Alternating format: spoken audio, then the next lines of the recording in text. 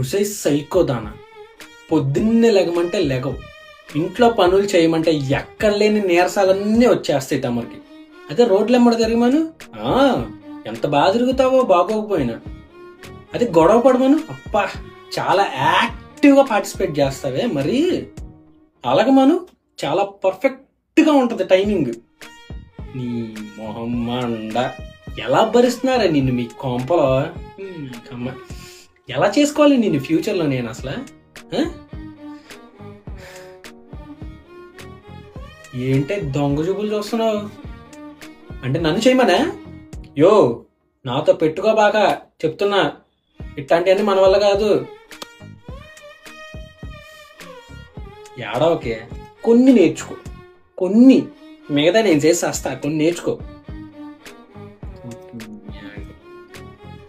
ఎక్కడ దొరికావా నువ్వు నాకు?